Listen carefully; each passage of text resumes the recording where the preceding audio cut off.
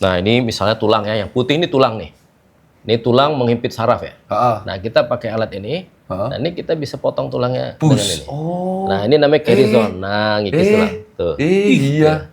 Kita bisa kikis. Jadi sarafnya nggak kita sentuh-sentuh nih, Pak. Jadi ini bius total tapi kan, Dok? Nah, bius total biar pasiennya nggak gerak-gerak ya.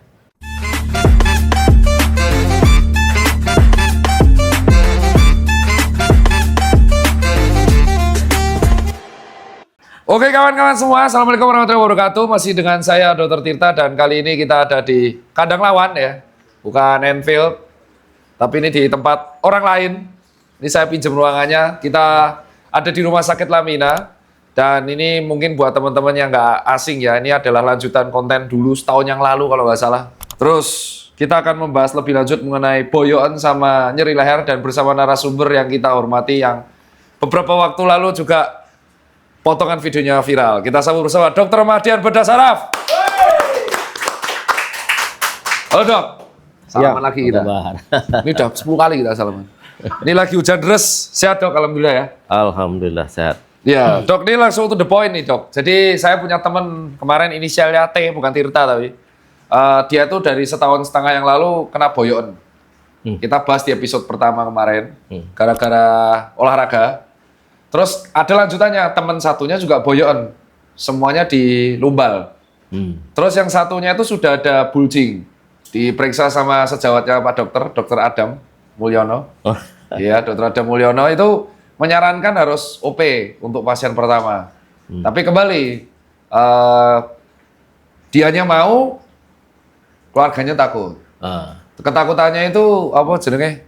Kayak lumpuh, itu beneran. Dia ngomong ada DM-nya ke saya. Takut lumpuh, menakutkan, dibelek-belek. Lucunya mereka lebih percaya yang pengobatan alternatif. Bukan yang reposisi ya, bukan lagi reposisi, malah yang alternatif. Jadi bukan yang lagi reposisi kretek itu, malah yang beda lagi. Yang satunya juga nggak mau.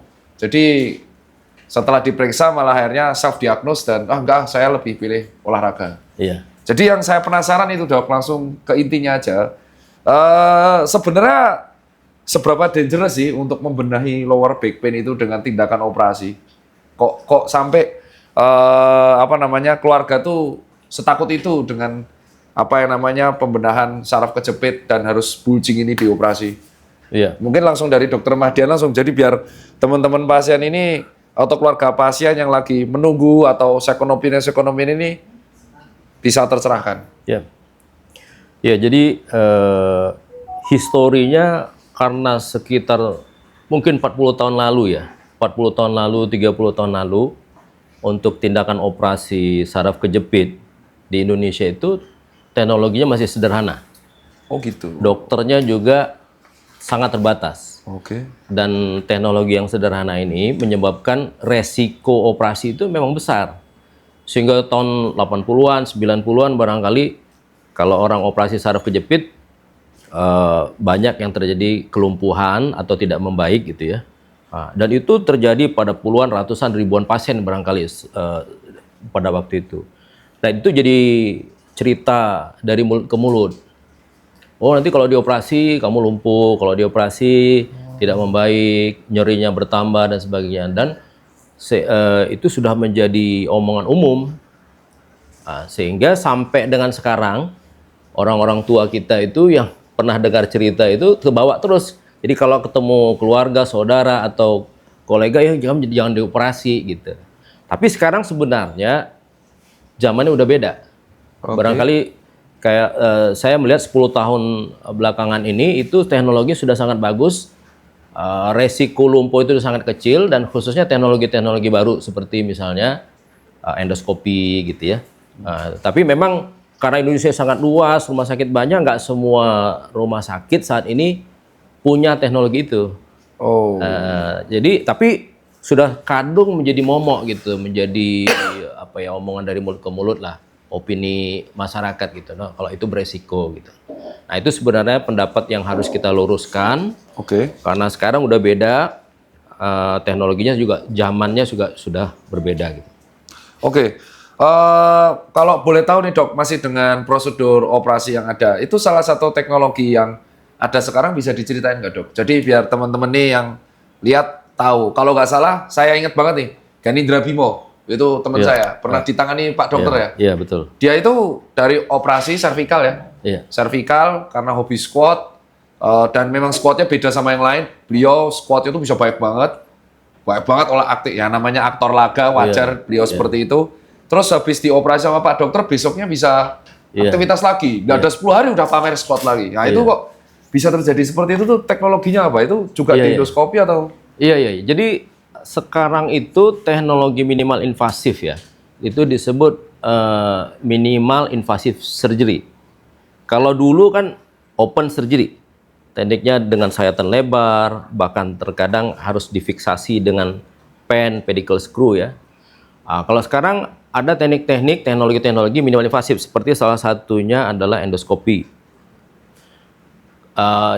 Endoskopi ini kita pakai kamera masuk ke dalam dengan satu selongsong ya, lubang gitu, ukurannya kira-kira 7 mili sampai 1 cm. Ada juga teknologi lain seperti misalnya di laser percutaneous laser disc decompression ya, laser. Jadi teknologi laser juga bisa dipakai. Ya, mungkin banyak dari kita yang sudah pernah dengan teknologi laser untuk kedokteran. Ada lagi untuk pain management, cukup dengan gelombang radiofrekuensi namanya. Ada teknologi yang kita bisa masukkan mikrokateter untuk mendelivery obat dari luar ke area-area tertentu di sepanjang tulang belakang. Nah, itu contoh teknologi minimal invasif gitu. Kalau untuk kasus Ganindra Bimo kemarin kita pakai endoskopi. Ini biasanya indikasinya endoskopi ini kalau sarafnya sudah kejepit. Jadi dan itu kita tahu dari MRI. Nah, kalau udah kejepit, teknik yang lama kan dengan mengganti bantalan tulang. Ya, teknik lama. Namanya ACDF, anterior cervical decompression and fusion.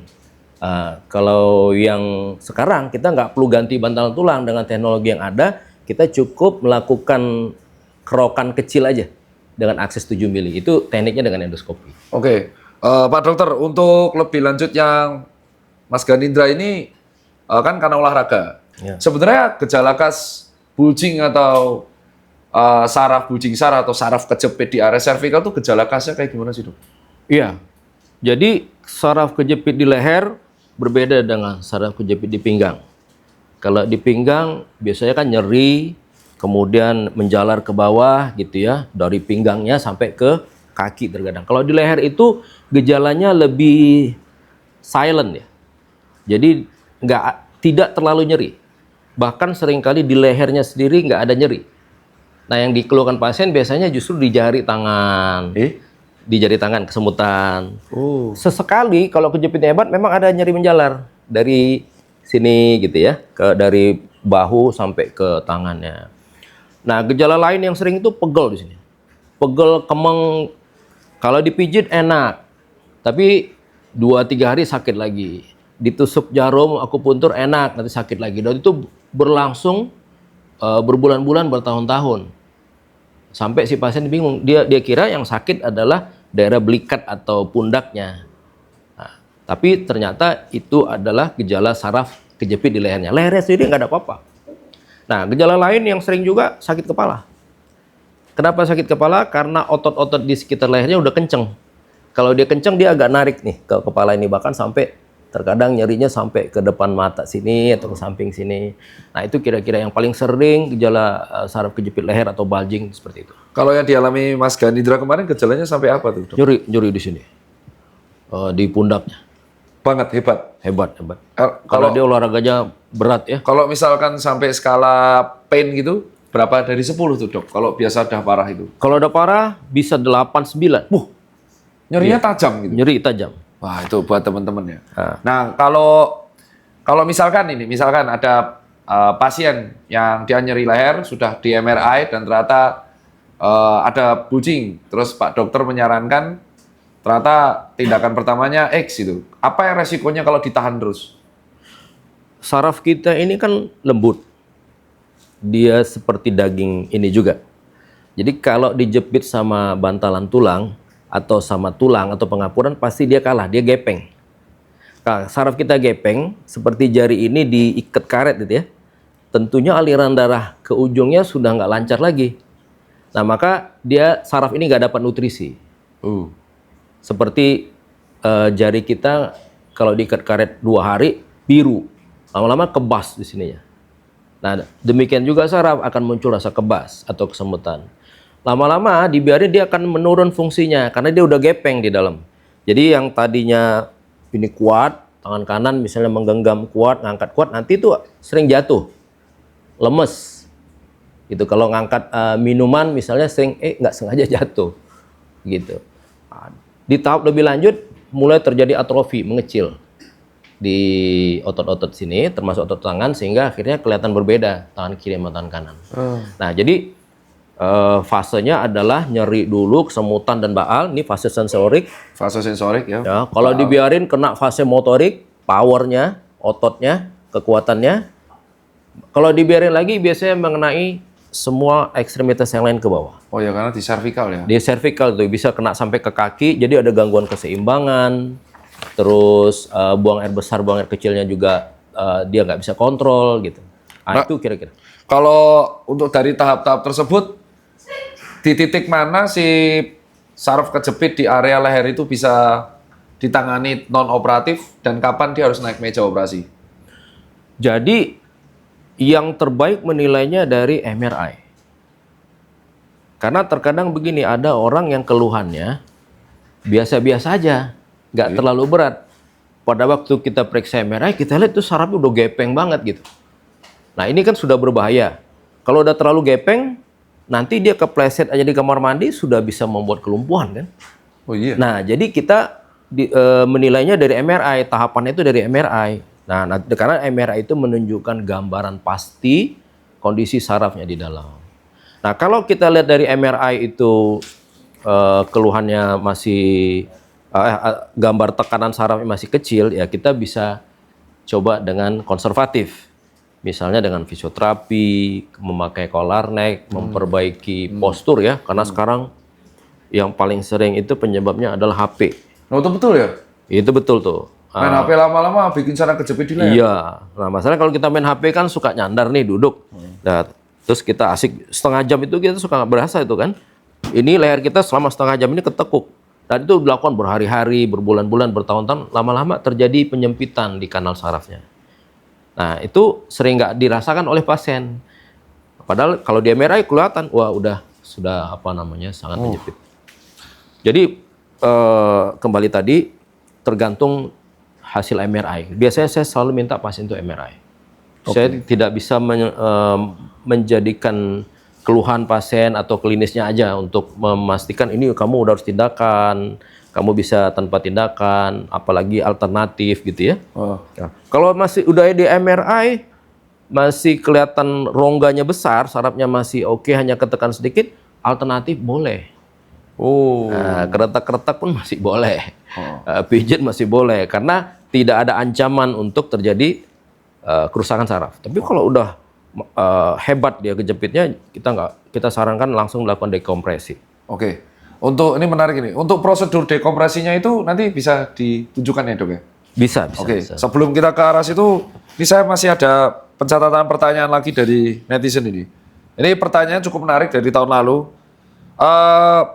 Dokter pernah menangani pasien yang telat datang nggak? Jadi kayak dia tuh ditahan-tahan, datang dalam keadaan yang kayak, wah ini karena telat nih datangnya gitu, makanya gejalanya jadi parah. Nah itu pernah? Oh, pernah dan bahkan cukup banyak. Gimana tuh, Dok? Telat datang, yang dikategorikan terlambat datang tuh maksudnya apa? Gini, kan secara tahapan dimulai dari nyeri, kesemutan, baal. Kalau ini diabaikan oleh pasien, dia masuk ke fase motorik ya, kelemahan otot, mengecil ototnya, kekuatannya menurun gitu ya. Bahkan gangguan keseimbangan dan kelumpuhan. Nah, yang disebut telat itu dia udah melewati fase sensorik. Jadi udah mengganggu motorik. Artinya sarafnya udah terlalu lama tertekan atau terjepit di dalam.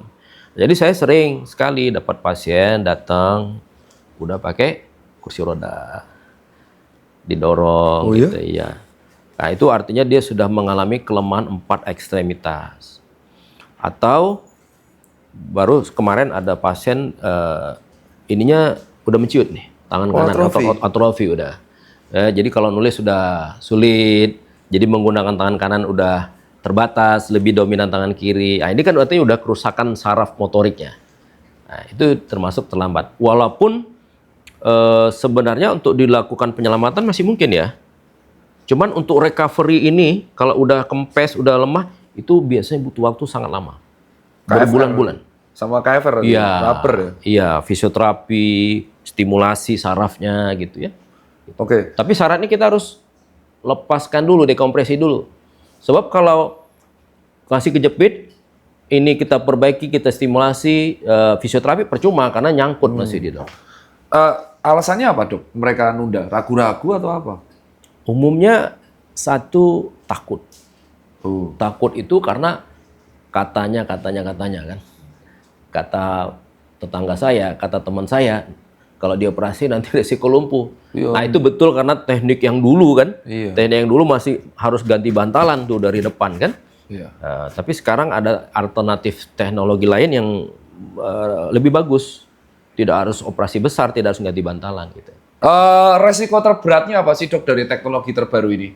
Kalau dari yang pernah dokter pelajari dari fellowship atau apa gitu? Ini secara teori dan secara praktek ya, ini berbeda ya. Oke. Kalau secara teori, nah yang namanya tindakan operasi atau walaupun itu minimal invasif kan bisa terjadi kerusakan saraf. Oke. Konsekuensi dari kerusakan saraf adalah lumpuh kan? Oh betul. Itu secara teori. Teori itu. Tapi secara praktek, karena saya menggunakan misalnya endoskopi Joymax ini sudah 850 kasus ya. Wow, jam terbang. 850 ya, sejak 2018. Buka leher orang itu ya? Iya, buka tapi kecil. 850 kali? 850. Itu yang lumpuh nggak ada. Alhamdulillah ya. Alhamdulillah nggak pernah ada yang lumpuh. Bleeding nggak pernah ada. 95% itu akan membaik dari keluhan awalnya. 95%. Ada 5% memang yang tidak membaik. Tapi biasanya 5% ini udah kita identifikasi nih apa aja yang bisa menyebabkan nggak membaik. Satu, kerusakan sarafnya sudah terlalu berat. Oh yang tadi diceritain. Iya. Gepeng. Kelamaan. Datangnya udah lumpuh. Tangannya sudah nggak bisa megang. Nah itu contoh. Iya. Oke. Buang air besar, buang air kecil sudah nggak bisa kontrol. Wah. Dia pakai pampers. Nah, itu udah agak sulit karena saraf udah rusak. Nah, 5% yang lain yang kedua adalah udah pernah dioperasi dengan cara yang lain. Beberapa kali bahkan. Nah, ini kan si strukturnya sudah berubah. Jadi kita nggak bisa lagi memperbaiki strukturnya dikembalikan ke yang dulu karena udah ada pen, ada bantalan tulang buatan di situ. Nah, itu tentu agak sulit. Oke. Nah kalau misalkan contoh Mas Ganindra kemarin itu dalam kategori berapa dok? Kan servikal itu. Iya.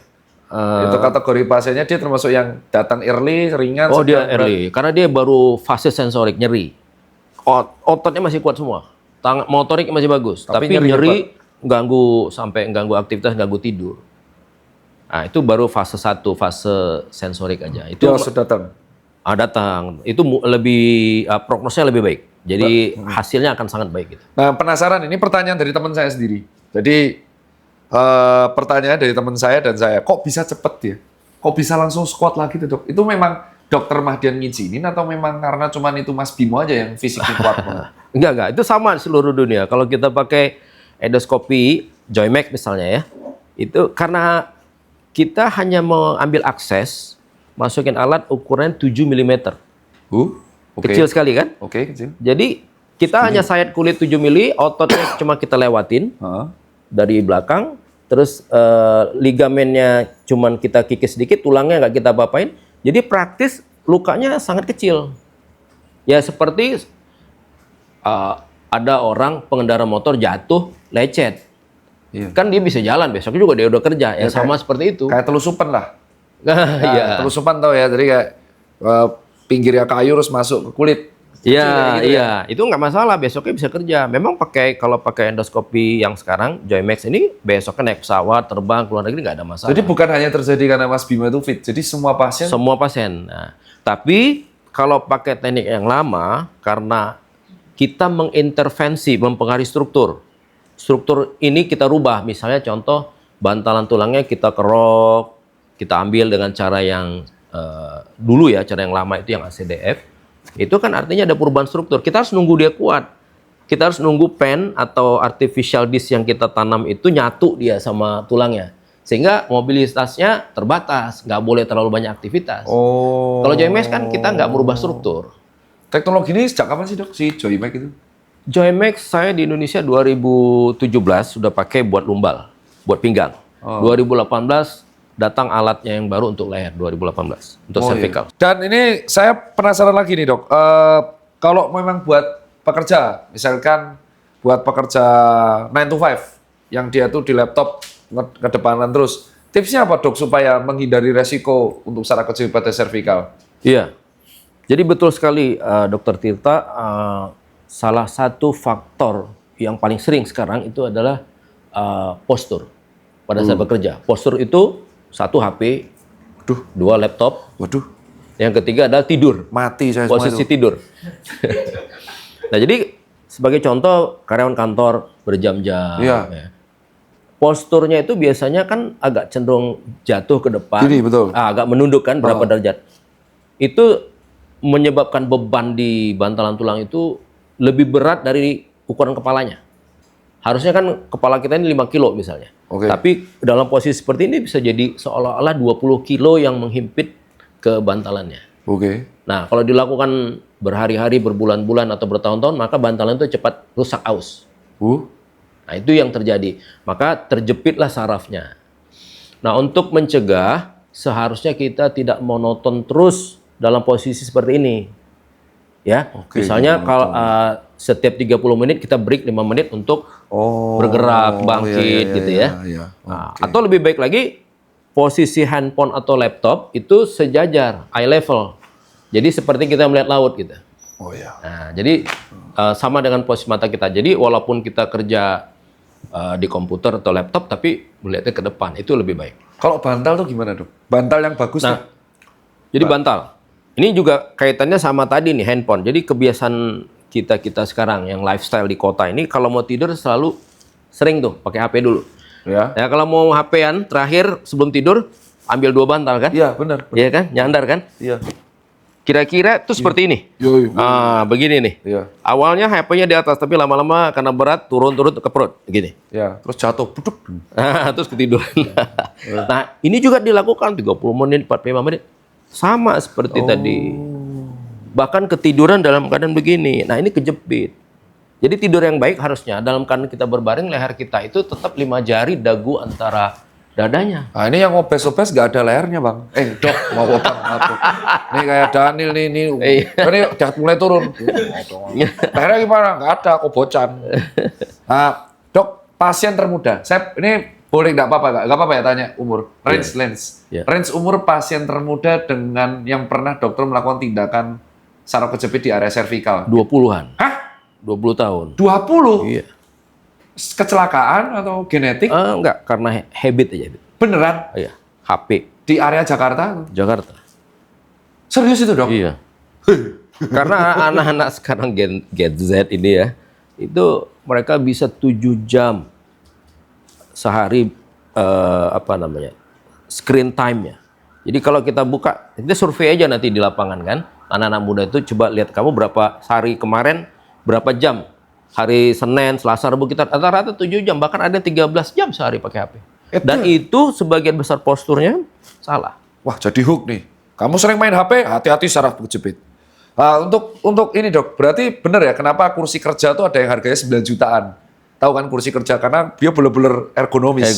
Nah ini sekarang saya pengen tahu dok, karena ini teman-teman yang penasaran, terutama dari Jogja. Teman saya itu sampai sekarang menunda kelaminan, itu beneran. Dia sebenarnya sudah tanya, ada bukti chatnya. Saya teman Tirta, bla bla bla bla. Udah disuruh ke sini 4 kali, ngasih MRI, nunda terus. Lebih milih. Sebenarnya tindakan kayak kita nambah pilates, yoga. Ini beneran saya tanya. Saya sudah, misalkan teman saya udah didiagnosa MRI, dari MRI tegak. Dokter Ade Mulyono bilang, nih kamu tegak nih, kamu harus OP gitu. Alternatif operasinya banyak, silakan kamu mau yang nama. Dikasih harganya sama administrasi. Terus dia memilih, oke aku konvensional dulu, enggak. Dia tetap pegel-pegel, terutama kalau naik nanjak atau turun tangga. Terus dia memilih, aku renang sama yoga pilates dulu.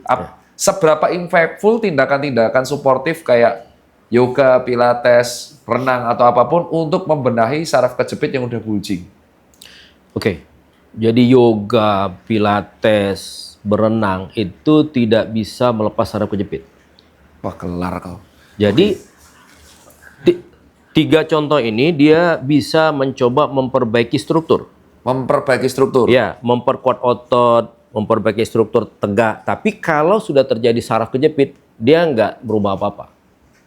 Oke. Nah, jadi selama si pasien itu dia belum kejepit, artinya udah di MRI, baru ketekan sedikit, baru kesentuh, itu nggak apa-apa dia yoga, pilates, berenang dan lain-lain. Bagus. Tapi kalau udah nyeri, motoriknya melemah, tidurnya sudah terganggu, itu artinya kan kejepitnya sudah agak berat. Kalau dikonfirmasi dengan MRI memang kejepit, ya nggak ada gunanya lagi. Harus dilepas dulu saraf kejepitnya. Kalau dia misalkan enggak, apa yang terjadi dalam waktu 4 tahun setelah dia menunda hal itu? Kan kita usia bertambah, sel kita menua, aktivitas kita terus. Betul. Nah, itu hampir bisa dipastikan dia akan tambah kejepit. Sehingga satu saat senang nggak senang, mau nggak mau akan terjadi klinis yang lebih berat. Boleh nggak dok ini biar teman-teman kan masih ada yang takut. Iya. Kemarin kan kita sempat di video nunjukinnya di lumbal. Sekarang pengen yang di cervical. Boleh dilihatin nggak? Apa itu? Yang tadi yang Joymax dulu. Oh ini. Saya lupa itu kan. Iya. Bisa ditunjukin yang ke cervical itu. Ya, Oke. Kita lanjut kawan-kawan. Gimana dok? Baik. Jadi yang disebut Joymax sistem tuh ini. Ini yang disebut endoskopi Joymax. Dia ada tower setnya, ya, terdiri dari 1, 2, 3, 4, 5 komponen. Nah, ini disebut monitor. Jadi monitor ini TV yang akan menunjukkan gambar dari kamera. Kamera itu, ini dia. Ini kamera sistemnya. Ini ukuran 7 mili. Saraf kita ukurannya 3 mili. Tapi kita lihat di sini ukuran 30 cm. Oh, gede. Jadi ya? pembesarannya kira-kira puluhan kali lebih besar. Ya. Ini kamera sistem. Ini irigasi. Jadi pada waktu kita melakukan endoskopi, kita selalu memasukkan air ke dalam selama proses itu 30 menit supaya debris-debris hasil potongan kecil-kecil itu bersih, kita bilas dengan air. Jadi selama proses tindakan ada air. Ini dia mesinnya. Ini kameranya. Nah, ini kamera ini yang terhubung dengan teleskop nih, namanya teleskop. Ini ukuran yang 7 mili tadi. Di sini ada lubang namanya walking channel, ada kamera kecil, ada light source ya, lampu, ada saluran irigasi. Jadi dalam ukuran 7 mili ini dia kompleks sekali teknologinya. Nah, ini hanya bisa dibuat di tempat di negara-negara yang sudah canggih ya. Seperti contohnya Joymax dari Jerman. Nah, light source-nya sendiri datangnya dari sini. Nah, kemudian ini yang ketiga adalah Shrill. Ini semacam bur. Diamond bor dari diamond. Kenapa ini diperlukan? Terkadang pada waktu kita melakukan endoskopi ke dalam, kita ketemu ada pengapuran. Ada tulang yang menusuk. Osteofit ya? Osteofit ya, betul. Nah, itu pada keadaan tertentu kita hanya bisa ambil tuh dengan di bor kecil. Bornya sekitar 2 sampai 3 mm. Nah, ini kita pakai ini. Nggak bisa bor biasa merek Bosch. Oh, jebol. Sauna. Oke. Nah, boleh tahu dok, ini berarti kerjanya dari lubang ini semua? Ya, ini dari lubang ini semua. Bukan kita ngelubangi terus kita kerja sendiri dari lubang nggak? Masuk dari Udah ada lubangnya ini. Nah, ini masuk ukurannya kira-kira 4 mili di ujung ini, 4 mm. Jadi keseluruhannya 7 mm, maka sangat minimal invasif. Kenapa pasien itu bisa langsung aktivitas? Karena kita hanya memasukkan alat seperti ini aja. Ini yang masuk ke lehernya Mas Ganindra? Ya, ke leher pasien ya. Mas Ganindra juga ini. Nanti kita tunjukkan. Kamu lihat Instagram Mas Bimo. Langsung bisa squat besoknya soalnya. Makanya penasaran. Nah, ini lubang airnya. Ini buat air masuk. Ini buat air yang keluar. Jadi nanti terbilas. Dia masuk sana, balik ke sini gitu. Nah, kemudian ini namanya working channel. Yang tadi buat kita ngambil jaringan-jaringan yang menjepit, tulang-tulang ya, pengapuran osteofit di dalam dari sini semuanya. Nah, ini sistem kameranya. Jadi gambarnya dialirkan melalui kabel ini masuk ke monitor TV gitu ya. Nah, kemudian yang terakhir ini, Apa itu? ini kalau tahu pernah namanya di dunia bedah itu isu kauter. Oh, kotor ya. Kauter. Nah, Lebih jadi mudah dibakar ya. ya, jadi kalau misalnya ada, tapi ini bukan kauter membakar ya. Tapi Dia ini pakai teknologi khusus yang membuat jaringan yang bengkak besar itu kempes. Jadi mengalami shrinkage. Nah, ini sejenis plasma teknologinya namanya. Jadi kalau kita melihat di dalam tuh ada bantalan yang nonjol jepit saraf, kita bisa kempeskan bantalan itu supaya sarafnya nggak kejepit dengan ini. Termasuk kalau ada rembes-rembes darah kecil-kecil, kita bisa hentikan dengan ini. Kita bisa menciutkan lemak-lemak yang ada dengan ini. Oke. Ini teknologinya. Jadi 1, 2, 3, 4, 5. Oke. Baik. Dan ini bisa langsung ditunjukin, Dok. Nah, misalnya, oke. Saya mulai dari ini ya. yang penasaran. Ini kemarin Ini- kan kita di area sini. Ya, kemarin kita lumbal kan? Lumbal. Nah, sekarang kita topiknya cervical. Cervical itu ada 7 tulang. Ya. 1, 2, 3, 4, 5, 6, 7. Nah, ini yang nonjol ke 7 ini. Ini di bagian paling atas, paling belakang artinya pembungkus saraf. Namanya spinosus. Ya. Kemudian ini sarafnya yang kuning-kuning ini. Kuning-kuning. Di setiap ruas ini saraf kita punya cabang kanan, cabang kiri, cabang kanan, cabang kiri, dan cabang-cabang inilah yang mempersarapi ke tangan kanan dan kiri. Oke. Jadi ada sekitar 8 saraf. Kamu dari belakang. 8 saraf yang ada di sini. Nah, saraf ini ukurannya kecil. Kalau kita lihat ini misalnya, ini ukurannya hanya sekitar 3 atau 4 mili. 3-4 mm. Jadi kalau kita melakukan operasi yang model lama, sayatannya besar, tapi sebenarnya kejepitnya cuma 3 mili, itu agak sayang. Oh, ya. Maka dengan teknologi yang ada sekarang, ya kita bisa masukin alat-alat ukuran 7 mili ini aja. Nah, seperti ini. Ada sayatan di kulitnya, Set. 7 mili, kita masuk ke dalam. Nah, misalnya saraf ini ya, kita lihat. Nah, kita lihat di monitor. Itu pembesarannya bisa 40 kali lebih besar dari aslinya. Nah, kemudian kita bisa masukkan grasper. Contoh alat ini masuk dari sini, ini namanya working channel. Oke. Working channel untuk mengambil hal-hal yang ada di dalam. Nah, kita lihat tuh monitor saraf yang kuning. Oh, Nah, yang kuning. oke. Nah, kemudian alat kita bisa masuk ke situ. Diambil satu-satu. Nah, ya misalnya ini tulang nih. Kita bisa kikis tulang ini. Ini yang menjepit. Nah, ini bantalannya kita kikis dari luar. Ini ukuran grasper ini 1 mili nih. Kecil sekali. Kecil. Jadi ini kayak orang Jawa dititili ya. Dititili itu bahasa Jawa diambil satu sakit kecil-kecil. Ya, Sampai kecil-kecil. selesai. 1 mili sampai selesai. Kira-kira yang paling ringan berapa menit? 20 menit. Yang paling berat? Yang paling berat 45 menit. Oh, dikit ya. Dikit. Tapi ada orang yang 2 ruas kejepitnya. Wah Jadi, sakit banget. 2 ruas, ada 3 ruas. Ya. Jadi kalau 2 ruas artinya 30 menit kali 2, 60 menit. Oke.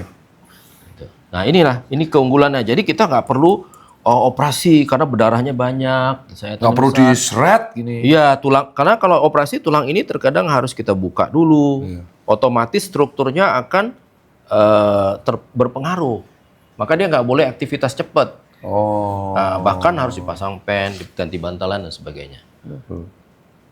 Nah, ini contoh misalnya kita pakai ini paprika ya. Ini Paprika asli pemainan ini. Asli. Oh, asli. Misalnya, Kebiasaan sampai confirm. Nah, ini kita masukkan dulu, ini namanya kanul. Ini sebagai tempat nanti masuknya selongsong ini. Nah, kita masukkan selongsong teleskopnya. Seperti ini. Nah, kita lihat di dalam tuh bijinya. Biji paprika kan kecil. Iya. Tapi kita bisa lihat situ jadi besar. Ih, geli aku. Kayak jamur. Iya. Kayak jamur zombie. Nah, ini bisa kita ambil dari luar. Nah, itu. Nah, kita ambil. Nah, jadi ini jaringan, ini tulang nih misalnya. Ini tulang yang menjepit, kita bisa ambil dari luar aja. Dokter berarti yang untuk joint pain itu berarti fellowship dong nambah. Iya, course ya. Di course Jerman? luar, di Jerman, di Korea, di beberapa negara. Berapa lama tuh dok? Dokter course gitu? Sebulan. Di sana terus? Iya. Tapi bolak-balik gitu ya. Latihan tambah lagi. Ngeren, flexingnya nih. PP kemana? Jerman bro?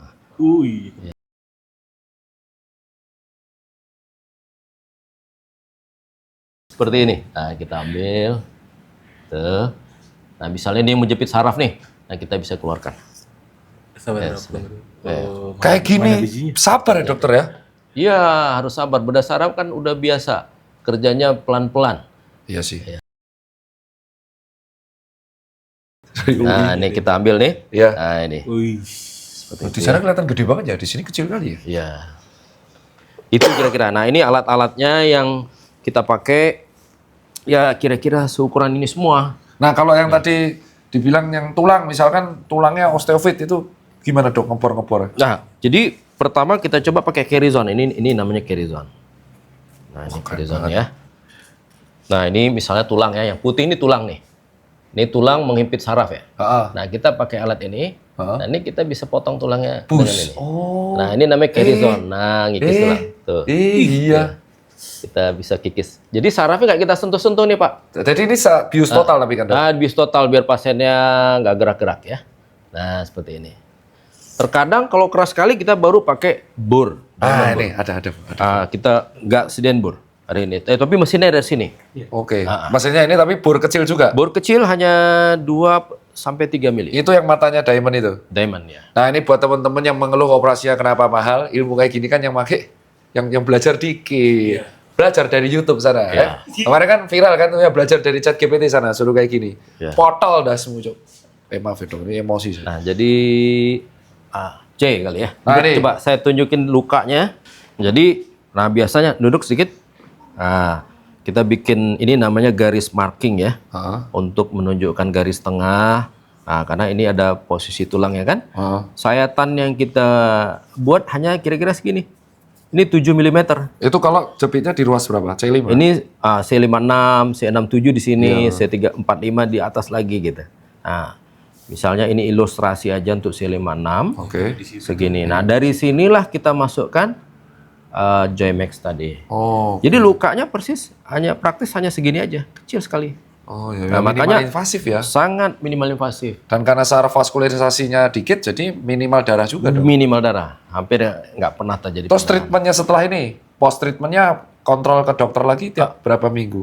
2 minggu biasanya untuk lepas jahitan yang ini aja. Ini ada satu benang jahitan kecil. Dan itu langsung boleh aktivitas? Boleh. Jadi 2 jam setelah tindakan biasanya pasien boleh turun dari tempat tidur, dia jalan keliling di kamar, ke kamar mandi, Kayak one day care dong jadinya.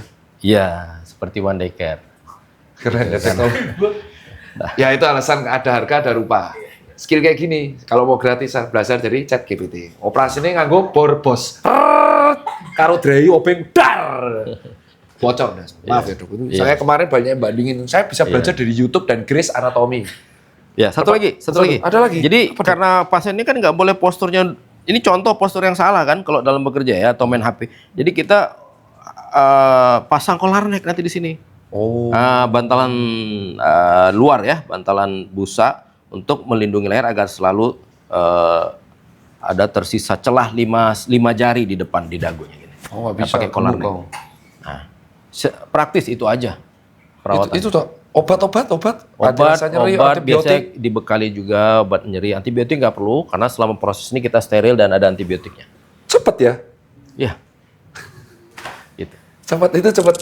Oke, Pak Dokter Madian.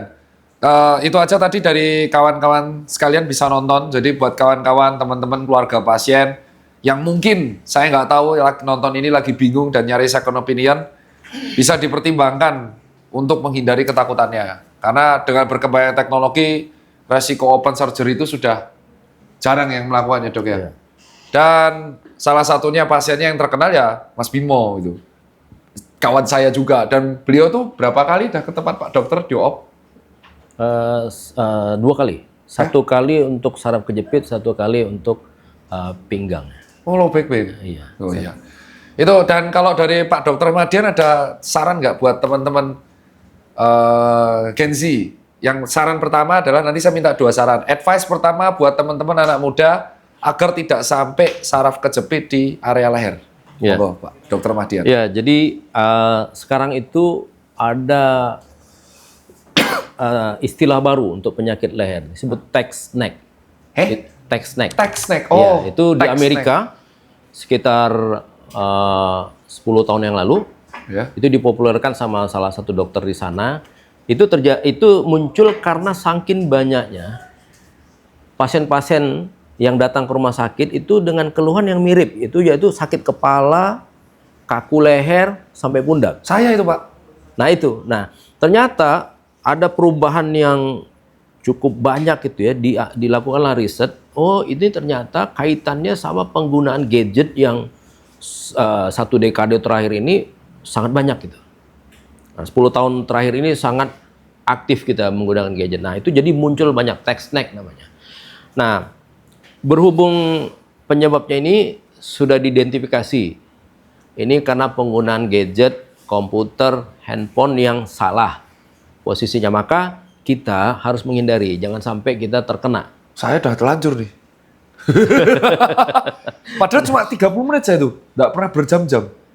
Cuma 30 menit tiap hari, tapi gini Ya, memang. tapi kan kita ulang-ulang kan. Terus, kalau udah telanjur, piye tuh, Pak Dokter? Nah, jadi kalau sudah sering muncul itu, konsultasi untuk kalau memang perlu kita MRI. Tapi kalau keluhan ringan, biasanya saya edukasi aja. Dimulai dengan fisioterapi dulu untuk melemaskan otot-ototnya. Kalau dengan fisioterapi atau tusuk jarum, memperbaiki postur, dia udah hilang, berarti nggak ada kerusakan saraf. Akan tapi kalau di fisioterapi berkali-kali, misalnya 6 kali, masih sakit, 3 bulan masih sakit, harus MRI. Karena jangan-jangan sudah terjadi penekanan saraf di dalam. Nah, jadi untuk pesan saya untuk Gen Z adalah, atau generasi yang banyak menggunakan gadget ini, pinter-pinter dalam memanage postur dan waktu untuk interaksi dan HP. Sekarang kan memang sekolah juga pakai itu. Zoom kan. semua dari kecil. Iya. Apalagi tahun 2020 COVID tuh WFH, semua pakai laptop, itu banyak sekali masalah muncul, baik pinggang maupun leher. Nah, kemudian yang kedua pesan saya adalah kalau kita udah punya keluhan, nah nih, yang udah punya gejala keluhan tadi ya, sering sakit di leher, kaku, ya bangun tidur selalu nggak enak sampai kepala, ada rasa pegel di pundak kanan kiri belikat, atau bahkan menjalar kesemutan kayak tebel di ujung-ujung jari, itu adalah tanda-tanda adanya penekanan saraf di leher. Ya, itu saran saya jangan dibiarkan berlama-lama. Segera berobat. Nah, usahakan di MRI dulu. Ya artinya harus ke dokter. Jangan langsung ke alternatif dulu, karena bisa jadi ke alternatif dilakukan manipulasi, kertak-kertak, pijit-pijit dan lain-lain. Tapi sebenarnya kondisi sarafnya udah kejepit berat. Nah, itu bisa menyebabkan terjadi kelumpuhan, cedera. Jadi untuk itu MRI dulu.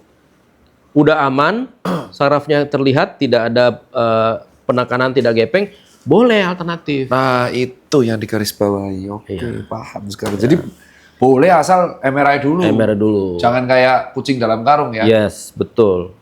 Betul. Iya sih. Ya saya tuh setiap di spot massage dan mengurangi aktivitas handphone memang berkurang tension headache-nya. Iya. Enggak lucu tadi, saya podcast malah jadi pasien di sini. Tirta, ketemu lagi mau ngapain? Sekarang saya jadi pasien, Dok. Izin. Itu aja kalau dari saya. Terima kasih Dr. Madian. Iya, sama-sama. Buat kawan-kawan semua yang ingin langsung tahu Joymax kayak apa, bisa langsung ke Rumah Sakit Lamina. Dulunya klinik. Saya rumah sakit, tadi suruh revisi. Kan klinik lagi dong, dari rumah sakit. Dan buat teman saya yang di Jogja masih ngeyel dan sudah tanya Lamina 3 kali, beneran dia itu udah WA Lamina, tapi nggak berani ke sini karena keluarganya yang takut. Moga-moga dengan kamu menonton ini, saya yakin kamu nonton ini, kamu semakin mantap untuk mengatasi masalah. Karena sudah 1 tahun 4 bulan, keluarnya sama terus. Nggak berubah. Yeah. Lamina! Yes! Lamina! Yes! Woi, Liverpool, jaya! Belajar dari saya.